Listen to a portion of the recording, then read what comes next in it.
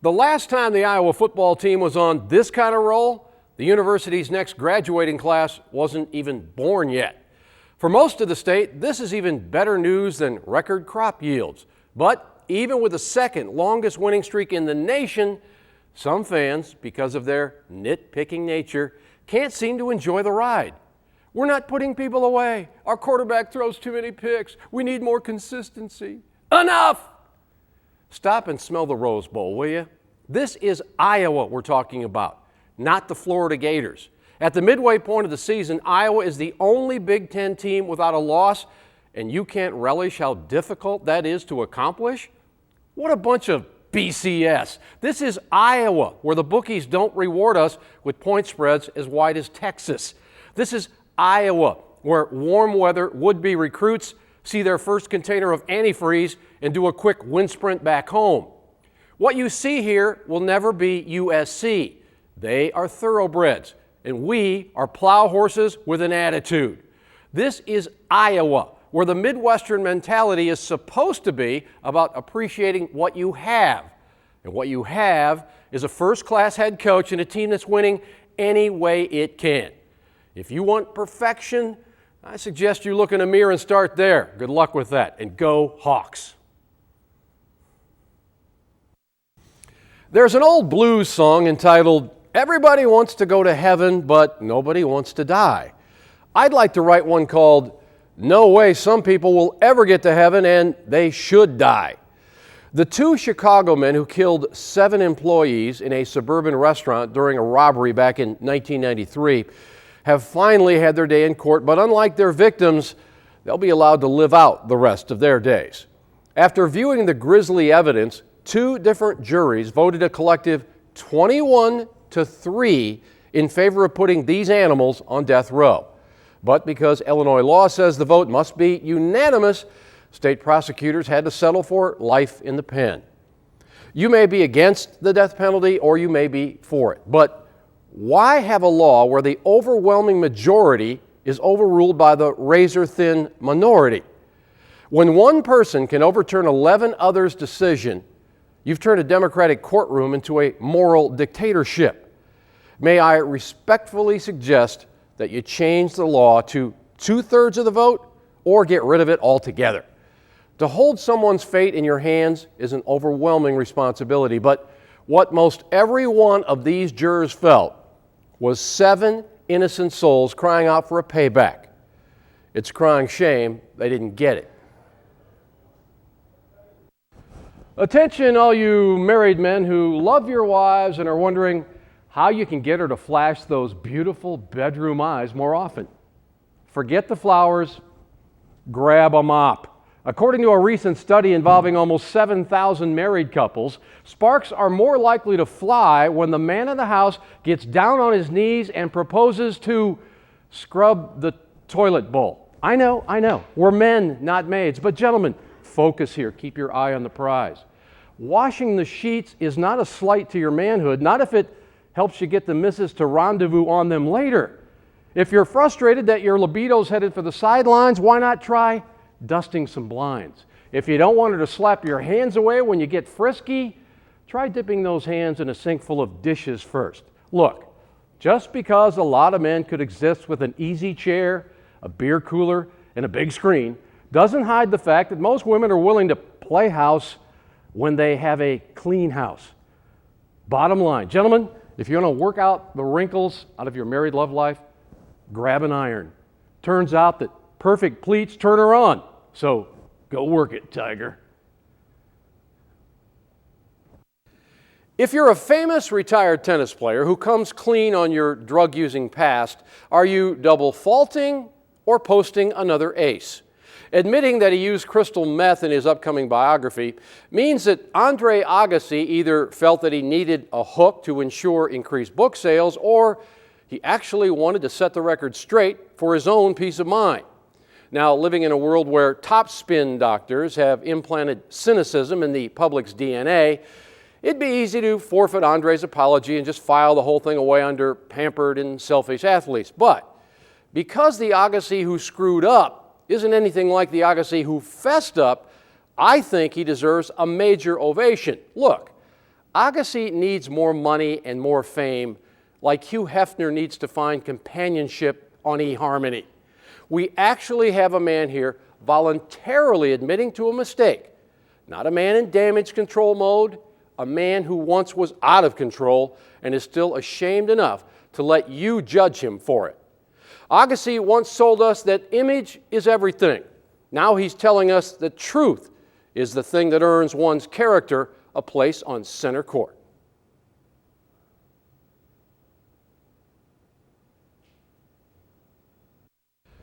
Well, the woeful Washington Redskins finally got a win last Monday, but they still won't qualify for a spot in the politically correct playoffs. Proving that they can pass better than the team, the Supreme Court threw out the latest appeal by a group of American Indians to get rid of the nickname Redskins. On a technical ruling, the court stated that since the plaintiffs had known about the name and lived with it for many years as adults, that they had waited too long after their 18th birthdays to dispute the Redskins trademark. My fellow white skins, black skins, yellow skins, and brown skins, I know we feel like the country's already OD'd from smoking too many PC peace pipes, but how would you really feel if you were walking in their moccasins? Personally, I wouldn't want any team this embarrassing associated with my culture at all. But even beyond that, why are we allowing any corporate logo to get under anyone's colored skin? Would the Northwestern Whiteys, the New Mexico State Spick and Spans, or the Colorado Coolies fly? No. And neither should the Redskins, who very well could lose to the next Indian lawsuit, which was filed by people who have just turned 18. Besides, wouldn't the Washington bureaucrats be much more relatable? You know, it's hard getting into the spirit of the holidays when we're still waiting for the American spirit to come out of its self-induced economic coma. So this Christmas, let's give ourselves a gift we really need and snap out of it. Look around. We've turned into a bunch of Eeyores from Winnie the Pooh without even realizing it. Well, I don't know if things will ever turn around. It just doesn't seem fair. Snap out of it! Okay, we took a cheap shot to our 401ks, but the American spirit shouldn't be on its knees praying for better days. Fair, there is no fair. There is only doing and believing, and that's in here, not in Washington. A day in a recession is still a day to live, to love, to get perspective on what we've had to sacrifice compared to the millions of people in the world who sleep on the dirt every night. Look, I know a lot of our self-esteem has been tested. I lost my full-time job 2 years ago. I've been living on a third of what I used to make, making me one of too many Americans no longer allowed to drive down Easy Street. But we can't keep confidence in ourselves curled up in a fetal position any longer. That only feeds the problem. The American spirit wasn't born through immediate gratification. It was cut from the cloth of people who didn't accept defeat and never let worry replace their dignity. Let's snap out of it and have a Merry Christmas. When it comes to modern day irritations, there's nothing quite like being forced to share space with a cell phone user who's about as subtle as a PA system. At this point, phone-free zones have become endangered species, and now even flying the quiet skies might be headed for extinction. Phone service providers and electronic manufacturers are putting pressure on Congress to end the ban on air-to-ground phone service, and I'm betting that will happen long before they ever bring back the days when flying in coach meant that both the stewardesses and the meals were hot. What odds do peace and quiet really have in a culture connected at the iPhone? The reality of instant communication is that it doesn't discriminate between important information or mindless chatter. It only concerns itself with collecting fees for the convenience of using it. If the airlines could have figured out how to get a piece of this billing pie in the sky, they'd already be handing out cell phones instead of those little bags of peanuts. The The call here is that since money still talks the loudest, the U.S. will eventually join the other 72 countries who let passengers talk and fly. But when that day comes, I will be ready. I know it's only rock and roll, but I like it, like it. Yes, I do. If you had to choose between finding yourself on a plane with a terrorist or going through a body scanner that reveals more of you than a Girls Gone Wild video, which would it be? Chances are our latest martyr wannabe would never have been on that Christmas Day flight to Detroit if body scanning technology were in place. But, and this has a lot to do with our butts, a lot of Americans are embarrassed by the idea of a machine that will give airport security a good look at the size and shapes of their bodies. Welcome to yet another example of the America that demands to have its cake and eat it too. America, the land of me, my feelings, my breast augmentation, my cellulite, my shortcomings. Let me spell this out for you me first people. If a plane goes down because we couldn't scan some guy with the Big Bang Theory taped inside his underwear, you, your fellow passengers, and our economy goes down with that plane. Is the risk of paralyzing our nation with fear really worth the price of protecting individual modesty at a security checkpoint? It's a scientific fact. You can no longer be embarrassed if you've been blown up, which is why I'll let them look at my birthday suit in any airport because it gives me a better chance to celebrate my next birthday.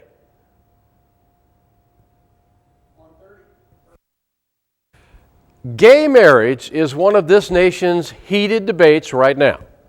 But when our young grandchildren get to be our age, I'm betting it won't even be a blip on America's emotional radar. Now, before you throw a Bible or a disparaging gay reference at me, I simply ask you to look at topics that were equally divisive in our nation's history and how they're looked at today. Let's start with the only good Indian is a dead Indian era.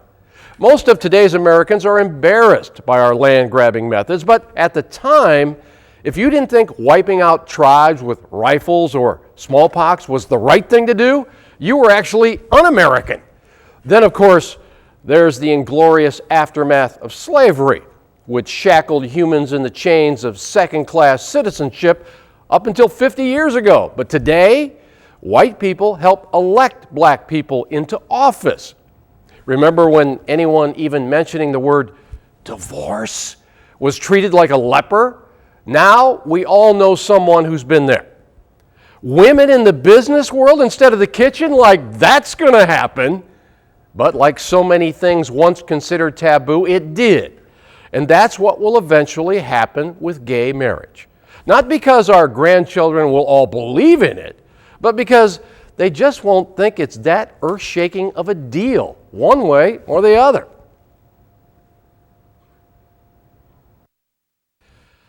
Lost in the politics of America's healthcare debate is a supply and demand issue we better find a prescription for, or a lot of patients will start losing their patients. We are already at the beginning of a doctor shortage that's projected to leave us with 125,000 less physicians than we'll need over the next 15 years. Yet, we have no plan in place to close the gap. The key factors for this congestion are the growing number of 65 and older patients that use more than twice the health care of younger people, and here's what'll get you reaching for the Pepto-Bismol. The government has a cap on the medical residency training slots it pays for. So since 1997, we've been producing the same amount of new doctors every year and falling behind in the process. So now, as 30 million previously uninsured Americans are about to step on a doctor scale that's already maxed out, we're basically left trying to cram 10 pounds of cure into a 5-pound political bag. Look, we all want a more efficient and affordable healthcare system, but without factoring in a way to get more doctors to handle the load, the whole system will be backed up to a point where no amount of congressional